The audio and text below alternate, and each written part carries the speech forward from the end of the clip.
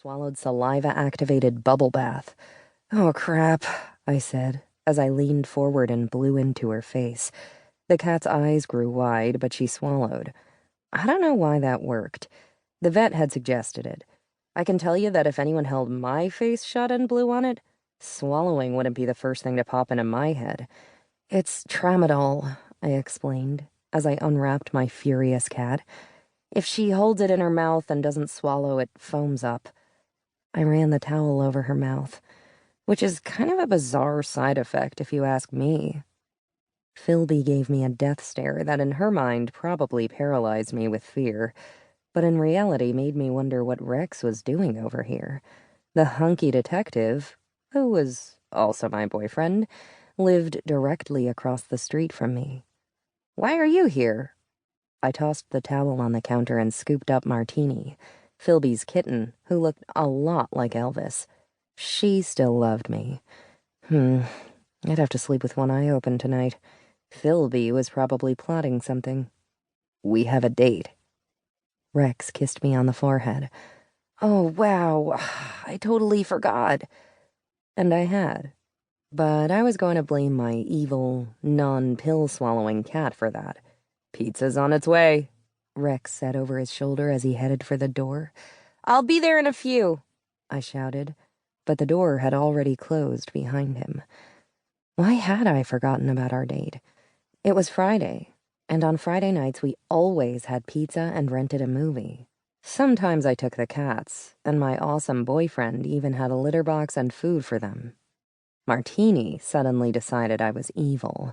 She hissed at me as she jumped down to the floor and, with her head held high, trotted off down the hallway to find her injured mother. So I was guessing the felines wouldn't be joining us tonight. It took me about 15 minutes to take a quick shower and get dressed. I slipped out the door and crossed the street. The pizza guy must have arrived because a run-down pickup truck sat in Rex's driveway. Just as I passed the car, I saw it. The pizza delivery dude was slumped over the steering wheel, and it looked like there was a small caliber gunshot wound to the temple. Glassy eyes stared at his lap. He couldn't have survived a gunshot at that close a range, but I reached in to take his pulse to be sure. Yep. Dead.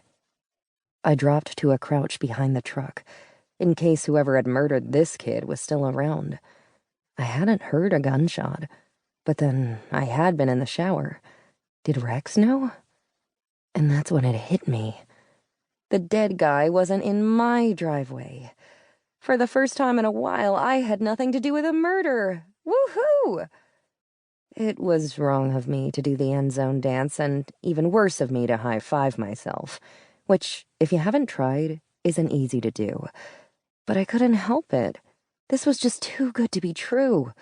Well, maybe not for the pizza guy, but definitely for me. For the first time, Rex would be the one scrutinized, not me. Yay! Not that I was really worried about that. Rex was a detective with the Who's There, Iowa Police Department. Suspicion wouldn't really fall on me like it would if the pizza guy had just parked about 50 feet in the opposite direction. I stopped dancing, mainly because it made me look like an idiot, and headed for Rex's front door. Yes, I was evil. I could not wait to tell him what had just happened. Rub it in his face a little. I stepped onto his stoop and reached for the doorknob. But it wasn't there. I mean, of course it was there. It was just forward a little farther because the door was open. That seemed bad because maybe whoever shot the delivery kid was in Rex's house, getting ready to shoot him. I slipped inside the doorway and pressed myself up against the wall. It was very quiet.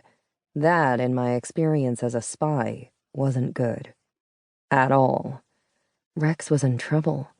And if I hadn't been grandstanding over the dead guy in the driveway, I could have saved him. Footsteps echoed in the hallway, and I dropped into a crouch, placing my hands on either side of my feet. As the footsteps grew close enough, my left leg shot out and tripped the intruder.